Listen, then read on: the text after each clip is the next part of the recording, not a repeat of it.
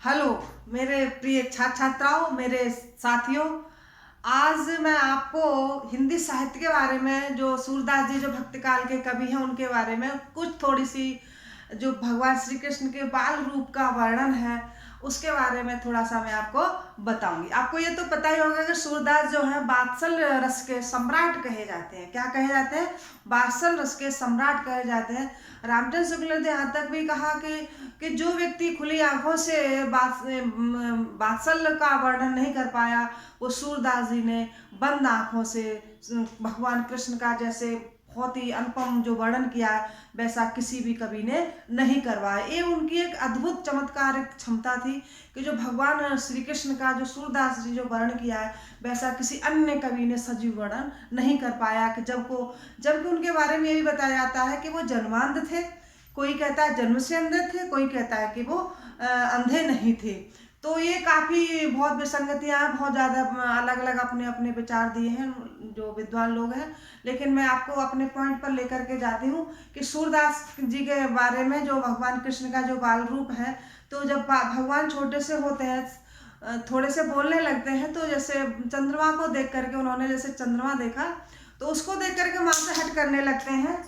कोई भी बच्चा होता है, कोई भी चीज़ एकदम चमत्कार, कोई ऐसी लुभावनी जो वस्तु होती है उसको मांगता ही है बच्चा। तो भगवान कृष्ण भी अपनी बाल लीलाओं का वर्णन कर रहे थे, तो उन्होंने भी एक बाल लीला करके हट कर दी कि हे माता कि मुझे क्या चाहिए। देखिए इसमें एक दिया हुआ है, उनका पद दिया हुआ सूरदास जी का कि मैया मैं तो चंद्र खिलौना ले हूँ, कि मैया मैं तो चंद्र खिलौना ले हूँ। धौरी को पै पान न करी हो, बैनी सुर न गुथई हो, कि मैया मैं तो चंद्र खिलौना ले हूँ। और जेही लोटी अवै धरनी पर तेरी गोद न आए हो, जेही लोटी अवै धरनी पर तेरी गोद न आए हो। और पुत्र कहूँगो नंद बाबा को, क्या धमकी देते हैं कि पुत्र कहूँगो नंद बाबा को, तेरो सुत न कहेंगो, मैया मैं तो चंद्र खिलौना ले हूँ। और कान लाए कछ कहत जसोदा, जैसे कोई बच्चे को लुभावनी बात कहना चाहते हैं कि बच्चा जैसे बात मान जाएगा तो कान में धीरे से बात करती है, वही माता यशोदा ने अपने काना से कहा कि कान लाए कछ कहत यशोदा, दाऊ दाऊ काहे सुने हो। वो कहते हैं कि केवल तेरे को एक गुप्त रूप बढ़िया सी बात बता रही हूँ, ये बात दाऊ को पता नहीं चल जाए कि चंदौते सुंदर में तो ही, चंदौते सुंदर में तो ही नवल दुल्हनिया ले हो, कि मैया में तो चंद्र खिलौना ले हो। और तेरी सोह सुन मेरी मैया, तेरी सोह सुन मेरी मैया, अब ही ब्याह जहूँ, तेरी सोह सुन री मैया अब ही ब्याह न जहूँ। सूर श्याम सब सखा बराती, सूर श्याम सब सखा बराती, मंगल सखिया गए हैं, मैया मैं तो चंद्र खिलौना ले हो। आपको देखिए पता पड़ा होगा ये जो भाषा है सूरदास जी क्या ब्रज भाषा है। सूरदास जी की भाषा क्या ब्रज भाषा है। तो ब्रज भाषा में मतलब सूरदास जी वर्णन करते हैं कि जो भगवान के हट करने लगते हैं कि हे माता, आगे आपको सारांश बताती हूँ कि हे माता कि मैं तो चंद्र खिलौना ले। उन्होंने आकाश में चंद्रमा चमकते हुए देखा तो माता से हट करने लगे कि माता मुझे वही चंद्रमा चाहिए, उसी चंद्रमा से मैं खेलूंगा। वो चंद्रमा को एक खिलौना समझते हैं कि मैं उसी चंद्रमा से खेलूंगा, मुझे वही चंद्रमा चाहिए। अब जब माता कोई भी चीज़ देने में असमर्थ होती हैं तो वो कई तरह के बहाने भी लगाती हैं, लेकिन वो पहले से धमकी देने लगता है। बच्चा से कहता है कि मुझे ये आज के समय तो बस यही कहते हैं मुझे कंप्यूटर दिला दो, मुझे गेम दिला दो, इस तरह से। लेकिन वो भगवान थे, कोई साधारण थे नहीं, तो साधारण वस्तु भी नहीं मांग सकते थे, तो सीधे कहते हैं मुझे चंद्रमा चाहिए। क्या चाहिए? चंद्रमा चाहिए। अब वो हट करते अगर आपने चंद्रमा नहीं दिलाया, बच्चे हट करते मुझे ये नहीं करा तो मैं ये कर लूंगा। अब वो भी धमकी देते हैं, बाल रूप है, बाल रूप की लीला कर रहे हैं तो वो भी हट करते हैं कि धौरी को पै पान न करियो, कि अगर माता तूने मुझे चंद्रमा नहीं दिलाया, चंद्रमा रूपी खिलौना नहीं दिलाया, तो मैं तेरी धौरी गाय का पान दूध नहीं पीऊंगा। दोहरी को पै पान न करो, पै मीन्स दूध, पान मीन्स पीऊंगा, कि मैं तेरी दोहरी गाय का भी दूध नहीं पीऊंगा। और बैनी सिर न गुथाया, जो मेरे जो लंबे लंबे केस हैं, जो घुंघराले जो केस हैं, मैं उनकी चोटी भी नहीं बनवाऊंगा। जो माताएं देखते हैं जब तक बच्चों का मुंडन नहीं होता है या बच्चों का जो बाल रख देते हैं, तो बाल होते हैं तो माता एक सिर पर एक चोटी सी बना देती हैं। अलग अलग तरह के अपने अपने डिजाइन बना देते हैं। यशोदा माता भी कुछ अपनी चोटी बनाती होंगी भगवान श्री कृष्ण की। तो उन्होंने जो बंद आंखों से ऐसा जो वर्णन किया है बाल रूप का, बहुत ही अद्भुत है कि दोहरी गाय का तो मैं दूध नहीं पीऊंगा।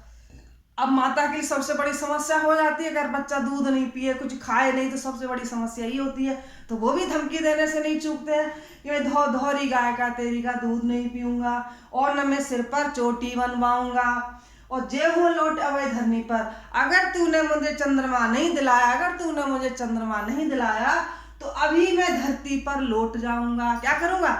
धरती पर लौट जाऊंगा। जो बच्चे कलामुंडी सी खेलते हैं वो मैं करूंगा, और तेरी गोद में मैं धरती पर लौटूंगा, धरती पर विचरण करूंगा, धरती पर डोलूंगा, लेकिन मैं तेरी गोद में नहीं आऊंगा। माता से धमकी देते कि मैं तेरी गोद में कदापि आने वाला नहीं हूं। अब पुत्र कहे वो नंद बाबा, इतनी बात, इतनी धमकी देने से काम नहीं चलता है उनका कि मैंने तो गाय का दूध पीऊंगा, न चोटी गुथवाऊंगा, और न मैं धरती पर लौट जाऊंगा, और मैं क्या तेरी गोद में नहीं आऊं। इतने से काम नहीं चलता। वो कहता कि पुत्र कहे वो नंद बाबा, मैं अब तेरा पुत्र भी नहीं कहलाऊंगा, सिर्फ मैं नंद बाबा का पुत्र कहलाऊंगा। कोई ये नहीं कहेगा मैं यशोदा का पुत्र, मैं बाबा नंद का ही पुत्र कहलाऊंगा।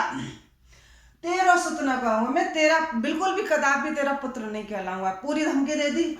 अब जब इतनी धमकी सुन ली, अब माता घबरा जाती है, बच्चे का जो मनोदशा देख कर घबरा जाती, कहती है कान लाए कछ कहते सुदा। अब वो धीरे से बुलाती है और कान में कुछ ला करके कुछ का जा करके कान में धीरे से कुछ बात कही, जैसे बच्चों के कान में कहते हैं ना कि देख ये चीज मान जा, मैं तेरे को ये चीज दे दूंगी। तो बच्चा मान जाता है कि माँ कान में बात कह रही है तो बहुत ही अच्छी सी बात कह रही होगी, मेरे लाभदायक बात कह रही है। तो ऐसे ही कान्हा जी के कान में कहती है कान लाए कछु कहते श्रोता। तो भगवान श्री कृष्ण चुपचाप कान में जाकर के बात कहती है, दाहू का सुने कि जो मैं तेरे को बात बताने जा रही हूँ, जैसे बहन भाई होते हैं ना छोटे छोटे, तो किसी बच्चे से कहते देख ये बता रही है, ये उसको मत बताना, ये उसको मत बता। ऐसे ही माता यशोदा कहती है कि जो मैं तेरे को कान में एक बहुत बढ़िया बात बताने जा रही हूँ कि ये बात कदापि दाऊ भैया को मत बता देना। अब बात क्या है? चंदऊ ते सुंदर में तो ही का। अब वो कहती है देख वो चंद्रमा कोई सुंदर नहीं है, उस चंद्रमा से भी सुंदर क्या करूंगी कि चंदऊ ते सुंदर में तो ही का, उस चंद्रमा से भी सुंदर तेरे लिए नवल दुल्हनिया लाइयो। कि वो चंद्रमा तो कुछ भी नहीं है, मैं तेरे लिए चंद्रमा से भी सुंदर बहुत छोटी बहुत नई सी दुल्हनिया तेरे लिए ला करके दूंगी। अर्थात तू दोहरी गाय का दूध पी ले, तू सिर पर चोटी बनवा ले, मेरी गोद में आ जा, मेरा पुत्र कहला दे। माता यशोदा भी कहती है कि चंद्रमा न छोड़ करके मैं तेरे लिए बहुत सुंदर सी छोटी सी, चंद्रमा से भी अच्छी तेरे लिए एक छोटी सी दुल्हनिया लाऊंगी, और तेरी सहो मेरी सुन मैया अब ही ब्याह कर। अब वो कान्हा कहते हैं अगर ये बात है, कसम से मैया अगर ये बात है कि मेरे लिए तू नई सी दुल्हनिया लाएगी, तो मैं तेरी सौगंध खा के कहता हूँ मैया कि अब ही ब्याह जाए, तो मुझे अभी मेरा विवाह करा दो, तुरंत ही कल्याण करा दो मेरा, तुरंत ही मुझे दुल्हनिया ला दो, तुरंत ही मेरा विवाह करा दो, शादी करा दो। कि सूर शाम सब सखा बराती सखियां मंगल गए हैं।